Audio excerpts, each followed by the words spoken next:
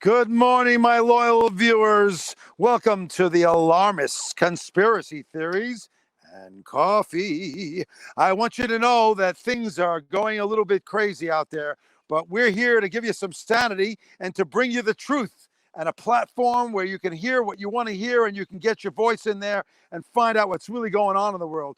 I mean, right now, there is so much turmoil going on. We have had 200,000 new cases of the coronavirus, a spike in 30 states, and we need to get to the truth. Why is this happening? And now also, we have things that are going on in the world that we need some help with. That I have a great guest on today who's going to shed some light. Her name is Ivy Supersonic.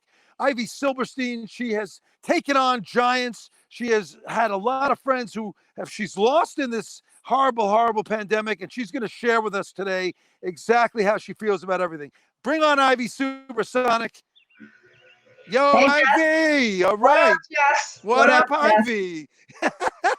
I'm so Wow. glad to have you on today. So you're an amazing person, because tell the viewers how you do so many different things and you do it so well. Give a little history about Ivy Supersonic and why they should be interested in you. Okay, well, 30 years ago, it was a long time ago, I started a company called Ivy. It was a jean company, recycled denim jeans, and instantly they were on the cover of Women's Wear Daily. And I didn't even know I had a jean company, but it just happened like that. And I moved into Manhattan, and then I flipped it up. I started this feathered hat company, Ivy Supersonic. You had every celebrity wearing your hats. Pamela Anderson, Tommy Lee, George Clinton. I mean, hundreds of celebrities. Liam Gallagher from Oasis. Well, that was a little something different. Yeah, I know. Yeah. But it was September 9th, 1999, when Pamela Anderson rocked that big pink feathered Ivy Supersonic hat to the MTV Awards. And, it's been in the press for, I guess that's 21 years now. No matter what happens, it's always, some hepatitis, Pam's dog bites somebody, she gets married, there's a divorce, someone's hitting somebody, there's Pam Anderson wearing my pink feathered hat. And then Kim Kardashian copied the hat and wore it for Halloween, last Halloween. And I mean, I don't know why Kim Kardashian needs to wear a fake hat. She stole your design and designed one of her own? Yeah, she copied the exact same Pamela Anderson hat. Now, she could have called me because her best friend, Jonathan Shevin, knows it was my hat. I was with him. I think I was with him that night. And it's crazy. He knew it was me, and they could have called me. So they knew, Well, Kim will say it's a conspiracy theory. She'll deny it. Have you ever been face to face with her? I think I was with her and Paris Hilton and Jonathan Shevin, like, in 1999 at some club. Yeah. And you ever get a chance to sort of confront her and say, Kim, baby, you got millions. Why steal my hat?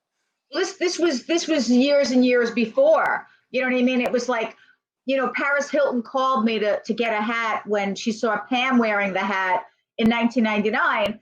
And I told her it was, I think it was 2,000 or 5,000. I can't remember. And she hung up on me. So she didn't have her money at that time.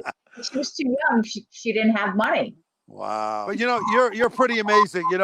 You have no fear. I mean, talk about a conspiracy theory. Never go up against a big corporate giant, but you did just that, and you beat them at their own game. Tell them about Disney and tell them about Scrat and how they literally had the audacity to steal a character that you created on your own. Like, it was so crazy. I created this character called Scrat. It was part squirrel and part rat. I literally was in Madison Square Park. It was May 19th, 1999, and I saw what I thought was a hybrid rodent. I looked at it, and then I watched it go up a tree, and then I froze because I'm a psychic, and at that point I didn't really understand my clairvoyance, but I froze for 10 minutes. I got stuck, and I heard, Scrat, it's $100 million. And I knew I had the next Mickey Mouse. I went home and I called my boyfriend, Mike Anderson, who worked for Fox. He worked with the Power Rangers cartoon, and I told him, and it started then. He brought me to all his bosses, and it's such a long story. Like Tommy Lee from Motley Crue agreed to be the voice. I took the Scrat. Tommy Lee was going to be the voice of Scrat? Yeah. I never knew that. Oh, wow. Every day, it was August 28th, 1999. I was with George Clinton, Tommy Lee, Pam Anderson, Little Kim, Carmen Electra. We were filming Tommy Lee's video called Get Naked. And then I was in the car with Pam and Tommy was driving me home, and Pam was in the front, and her son Brandon, he was 3. He's now in his 20s. He's on an MTV show. And anyway, he's a big model for Gucci. So Brandon Lee, Pam takes the shirt, my Scrat shirt, and she puts on the shirt onto Brandon, who's 3 years old. Anyway, so Tommy Lee agreed to be the voice. I mean, this story is so crazy. I mean, then I wound up at Shuki Levy's house. Shuki Levy created the Power Rangers with Chaim Saban. He was partners with Rupert Murdoch. And my friend Antoinette Hinckley was his, she's girlfriend or whatever you want to call her. Whatever you call her. I really can't say the word. So anyway, she was banging him, and there were 7 of us in Shuki Levy's living room, and he created the Power Rangers, and he was in the middle of doing this deal. It was for $5.5 billion. He got paid half in cash with Disney. This was February 2001. I was sitting in his living room. There were 7 of us. Me, his lawyer. There was this cop that was a producer. Antoinette, her best friend Iris, who I set up with Evan Metropolis, who was like richest kid in the world at the time. His family owned Ravioli and Chef Boyardee and tuna fish. You got him Scrat. Is that how it started with him? Well, Evan Metropolis was such a young kid. He was like 20 years old, and I sent him Iris. I was like very good at everything that I did. I was like, let me just send my girlfriend over, not to like bang you or anything, like, but just maybe you'll like her, maybe she'll like you, and maybe there's like a match made in heaven, and maybe we could do a deal. You know what I mean? Like, you want to do that kind of stuff. So my girlfriend was banging Shuki Levy. Like, she was my naked model. She was wearing my feathered hats. Right. I was staying at Nick Loeb's house. If you know who Nick Loeb is. Yeah, I know Nick Loeb is. Yeah. Nick Loeb is Sofia Vergara's former fiance. Yeah, it's hard to the story's so long. I was sleeping at Nick Loeb's house. It was December 2000. I came to Los Angeles. I was working on a song that I wrote. I was trying to get Snoop Dogg on the track. And Jesse Itzler bought me a plane ticket. He owns the Atlanta Hawks team. He married the billionaire Sarah Blakely. All these people you were surrounded with, all this, entertainment royalty, man. Entertainment royalty, billions and billions of dollars. Yeah. And so I'm sleeping at Nick Loeb's house. The story is unbelievable because Todd Rome, who owned Blue Star Jets, his wife was Carol, who married the Florida governor, Carol Rome. Anyway, I was making these hats for them, and Jesse bought me a plane ticket. And now I'm staying at Nick Loeb's house, and I run into Antoinette, and Antoinette's like, come stay at my house. And here I am pitching the Scrat to all these guys in Fox. And, I'm dating them. And then my friend Antoinette, she's dating Shuki Levy. So wait a minute. So how here you're presenting your character to them. How did it get stolen? How did they have the balls to steal it? I was sleeping with Mike Anderson, my boyfriend, right? And then Mike Anderson's boss, Michael Badnick, I literally had to go sleep at his house for a week to pitch the Scrat. So I stayed in his house. It was February 2000. Right. And I was on CNN. Now here I am on CNN with the Scrat. I'm on CNN. It becomes... How did you get that? How did you get on CNN? Who set that up? How did that happen?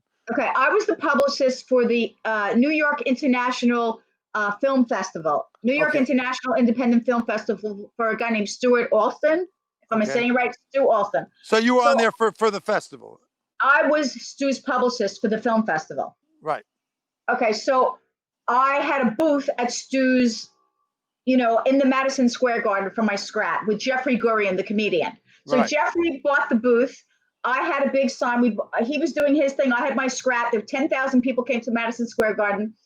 Kamal Ahmed from the Jerky Boys set me up with Stu. Stu hired me as the publicist. I'm now the publicist for this whole friggin' thing. I called Jeannie Most at CNN and I told her I was pitching everything. And while I was pitching everybody's movie, I said, I have my own cartoon character, I have my own script. But anyway, there's Scrat. And I started going into the Scrat, how it existed. And she said she wanted to do a story on me. That's how this happened. Wow. So, but who stole it? How did it get stolen? What's your theory on how it ended up? Now I'm on TV. Every news channel possible 144 times. I'm in 49 airports with the Scrat. CN is Continental Airplane, the Continental Airlines featured my Scrat on every international, every plane. So anyway, my Scrat is everywhere. And I'm sleeping at this guy's house that worked for Shuki Levy. For Fox. He worked for Fox Family. Anyway, Fox Family stole my cartoon. They're the ones who stole it? Yeah, I gave Mike Madnick the script. Wow. He brought it to, his boss, Ellie Deckel. Anyway, so now they say this guy, his name is the man who created the Ice Age movie, Michael J. I don't know. Anyway, Michael J. Wilson says his 3-year-old baby named Flora invented the Scrat. She's the one who named the Scrat. But the timeline doesn't fit. That's after you were on CNN. The problem is that they have these unbelievable attorneys.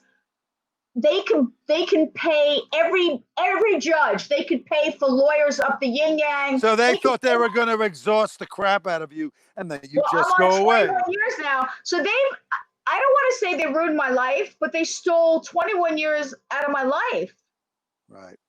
So how's this, do you think, going to end? How do you think it's... Well, right now, Rupert Murdoch sold in his $71 billion deal, he sold my Scrat cartoon to Disney. Now, Disney does not own, let's just say Mickey Mouse. Who owns MickeyMouse.com? Let's say Goofy. Who owns Goofy.com, right?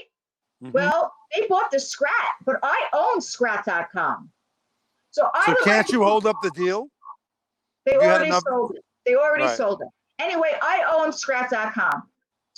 I need somebody who's very wealthy and who's very smart and who knows how to run a website and sell all the Scrat products. So we need to sell, these Scrat dolls. And that's great.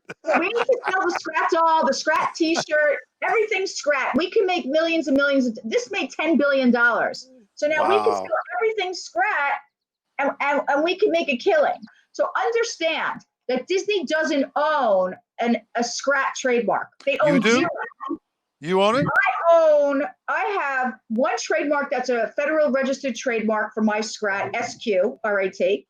I have one intent to use where I should have the trademark this summer. So I'll have 2 trademarks. So you need somebody who has a powerful legal force, who has no problem with going in there with millions to get some justice done. You got to get paid.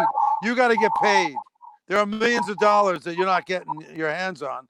And I'm sorry, man. What's that expression? Show me the money. So you understand they don't have any trademarks. They have abandoned everything they have. Now, if they try to make a Scrat doll, they need to use a trademark in order to license that to the company. So they're going to have to pay you. If I have the right lawyer or the right business partner, they have to pay me. Right. I need the right lawyer. I need the right business partner. I need a human being that is smart. Is there anyone out there that could help me? Anyone out there, you hear this story right now? You got Ivy Supersonic. Ivy, we're going to have you back to talk about Ivy's paranormal because we don't have enough time, but I'm definitely going to have you back. And ladies and gentlemen, if you're listening to Ivy, this is one smart lady who has a money-making idea that has been taken from her. We need somebody out there who can take this conspiracy theory about Disney and Fox and throw it on its ass and get some justice done here for this young lady. Okay. All right. Love you, babe. All right, cool. Thank you. All right, ladies and gentlemen, the alarmists, conspiracy theories, and coffee. Episode 4 is now coming to a close. It is never a boring moment with Ivy Supersonic, and we'll see you soon. Stay safe. Peace.